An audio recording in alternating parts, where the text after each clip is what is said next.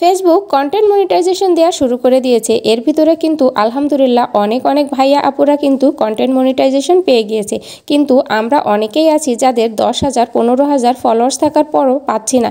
এর কারণ কি? এর সঠিক যদি কোনো কারণ আপনারা জেনে থাকেন অবশ্যই এই ভিডিওর কমেন্ট বক্সে লিখে জানাতে ভুলবেন না। আর আমি অনেক আপুদের পেজ ঘুরে দেখেছি কি কারণে তারা কন্টেন্ট মনিটাইজেশন পাচ্ছে, সেটা নিয়ে আপনাদের সাথে আলোচনা করব। হ্যালো এভরিওয়ান, আসসালামু আলাইকুম। সবাই কেমন আছেন? শ্যামাস লাইফস্টাইল থেকে নতুন একটা ভিডিও সবাইকে স্বাগত। গলার অবস্থা এখনো ভালো হয়নি, ঠান্ডা কোনোভাবেই কাটছে না, যেন আজ 8-10 দিন হয়ে গেল তারও বেশি। এইভাবে ঠান্ডায় কণ্ঠ একেবারেই ঠিক হচ্ছে না, ভয়েস দিতে পারছি না, ভিডিও মেক করতে পারছি না ঠিক মতো।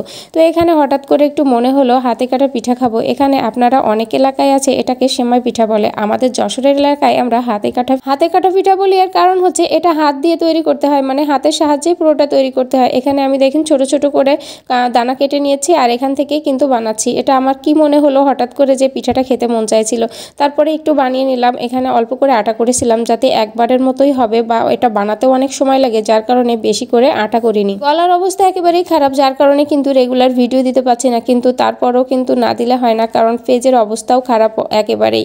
তো যাই হোক, এখানে কিন্তু আমি ছোট ছোট করে বানিয়ে নিচ্ছিলাম। আর আপনাদের সাথে যে বিষয়টা শেয়ার করলাম যে কন্টেন্ট মনিটাইজেশন অনেকেই পেয়ে যাচ্ছে, তারপরও আমরা কেন পাচ্ছি না? যারা অনেকে এখনও আলহামদুলিল্লাহ 10,000 ফলোয়ার্স, অনেকে আছে 15,000 20,000 ফলোয়ার্স, তারপরেও কিন্তু অনেকে কন্টেন্ট মনিটাইজেশন পাচ্ছে না। এখানে কি আমাদের কোনো ভুল আছে নাকি ফেসবুক থেকে আমাদেরকে দিচ্ছে না? এই পিঠাটা কিন্তু অনেক মজা লাগে যখন দুধ আর গুড় দিয়ে রান্না করা হয়। নতুন গুড় দিয়ে রান্না করলে কিন্তু অসাধারণ খেতে লাগে, আর একেবারে এত স্বাদ বা গন্ধটা হয়, খুব ভালো লাগে খেতে। তো যাই হোক, আমি একটা রান্না করে নেব আর আপনাদের সাথে এই বিষয়টা নিয়েই কথা বলবো। তো যে সকল আপুরা কন্টেন্ট মনিটাইজেশন পেয়েছেন আমি তাদের পেজটা অনেকেই ঘুরে দেখেছি, বেশ কিছু পেজ ঘুরে দেখলাম।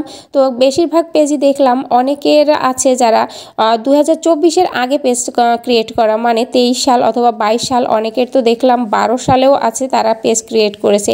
আমার যতটুকু মনে হয়েছে যে এখানে আসলে ফেসবুক যেহেতু কোনো ক্রাইটেরিয়া রাখেনি, তো এখানে মেন হচ্ছে আপনার পেজ যাদের অনেক পুরানো বা পেজ হচ্ছে ফ্রেশ আছে বা আইডি ফ্রেশ আছে, অনেকের আইডি থেকে প্রফেশনাল মোড অন করার, তারাও কিন্তু এখন কন্টেন্ট মনিটাইজেশন পেয়ে যাচ্ছে। তো এই কারণে হচ্ছে অনেকে আছে ভিউ একেবারেই কম, ভিউজ নাই বললেই চলে, তারপরেও কিন্তু তারা কন্টেন্ট মনিটাইজেশন পাচ্ছে যেহেতু তাদের পেজ বা আইডিটা অনেক পুরানো। আমার কাছে এটাই বিশেষ করে মনে হয়েছে।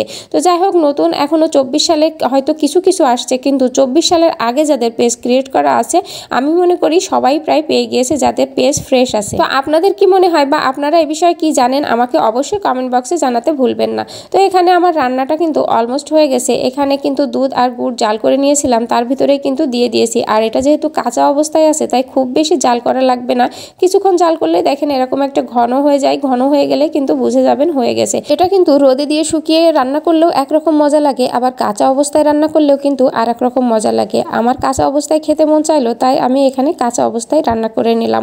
কাঁচা অবস্থায় কিন্তু অনেক মজা লাগে। তো এখানে আমার ছেলে টিচার আসছে, তো উনি চলে যাবে, এই কারণে রান্না করতে করতেই ওনার জন্য আলাদা করে তাড়াহুড়ো করে একটু বেড়ে নিলাম। তো সবাই ভালো থাকবেন, সুস্থ থাকবেন। ভিডিওটা ভালো লাগলে অবশ্যই লাইক কমেন্ট করতে ভুলবেন না। আর আমরা যারা একসাথে কাজ শুরু করেছিলাম কে কি মনিটাইজেশন পেয়েছেন অবশ্যই কমেন্ট বক্সে জানিয়ে যাবেন। তো সবাই ভালো থাকবেন, সুস্থ থাকবেন। আল্লাহ হাফেজ।